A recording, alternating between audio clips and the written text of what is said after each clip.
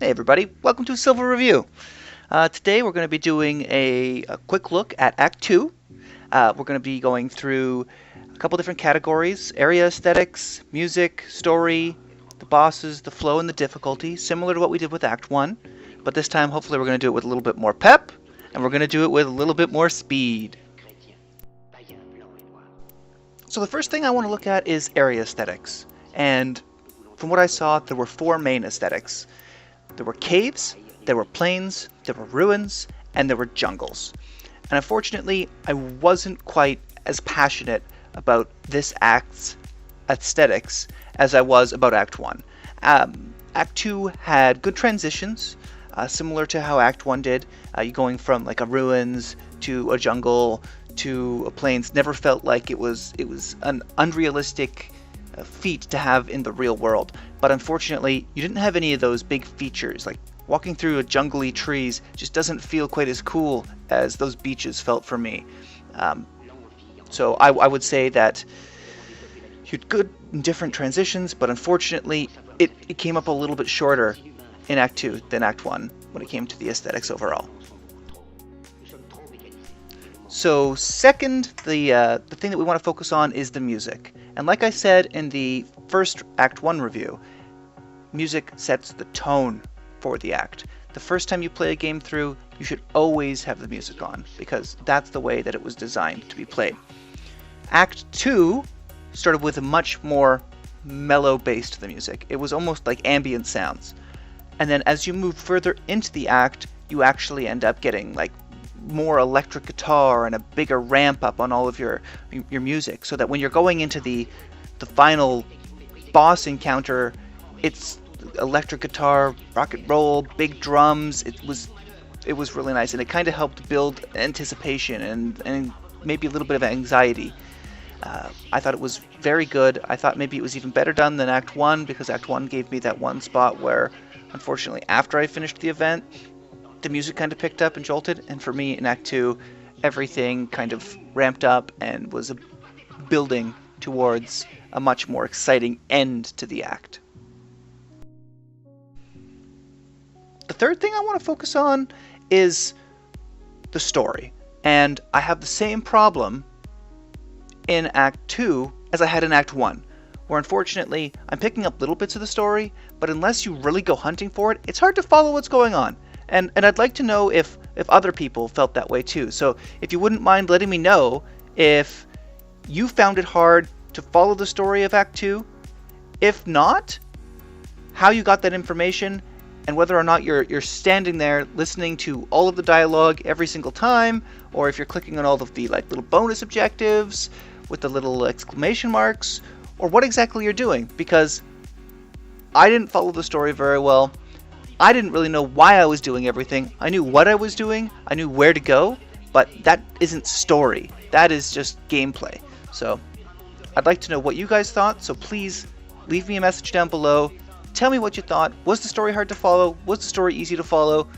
Am I doing it wrong? Thank you very much.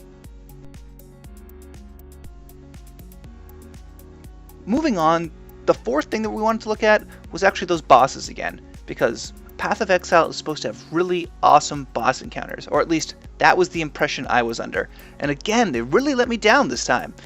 Act 2, maybe I'm overpowered, maybe I'm overleveled, maybe I shouldn't be playing a fire class, I'm not sure. But the first boss, Felicitas, pretty big letdown. Didn't feel like I was threatened at all, died very quickly. The second boss, I think it was called the Weaver, at least it did some damage. Or maybe I didn't understand one of the mechanics, but still died way too fast and wasn't that much of a challenge. And then we went into the final boss. I think his name is Val Oversoul. It's a big like mechanical thing. I think I ignored 3 of the mechanics because I was a melee character, and I just right clicked on him. I didn't even have my left hand on the keyboard, but I was still able to kill him. And all I had to do was dodge a big concussive smash. And I don't think that's right. I don't think I was completely overleveled at this period, and I don't think that is the way you should be designing a boss encounter. And I want to know if other people have that same problem. I want to know if the bosses are supposed to be one of the features, or if the most threatening points of the game are supposed to be just little trash mobs when you run past too many of them. So again, let me know. I want to have a discussion. I want to know how you feel. The second to last thing that I want to focus on is the flow of the act. Act 1 had a very slow flow, and Act 2 really started on a good high note because we've already built all the skills that we gained in Act 1. So we've built a character that already has things you can do, and they just keep throwing things at you. You always have something to do, you always know where you're going, you always, you've probably got a movement skill.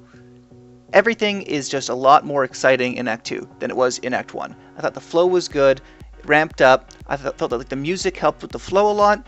It starts off very placid, and then it gets very exciting after an hour and a half, and you just want to finish. It was like a race almost. Like I was really pumped to go kill Vol, and that's another reason why I unfortunately found it to be a little bit disappointing.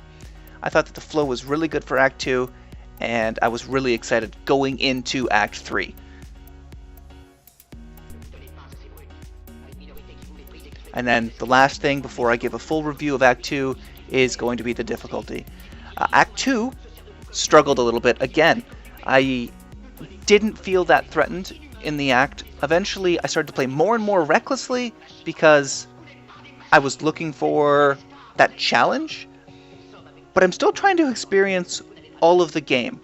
I'm running past almost all of the white mobs, unless they get to large chunks, and I feel like, oh, it would be wasteful not to kill all these to gain the experience. But the only time that I was really threatened with the difficulty was I'd ran past a huge amount of white mobs, and then I bumped into a champion pack and a rare pack at the same time, and I almost died, but I didn't. And when you can have your whole screen filled up with monsters and they're still not able to kill you, and you've made a mistake, I feel like you should be punished. Because again, it's just teaching me bad habits. It's just teaching me to run past all these monsters.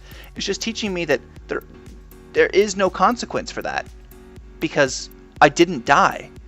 And maybe it would feel different if I was playing hardcore, but I just don't feel like it's that threatening. I don't feel like I need to protect my character, and that's something I think is missing right now.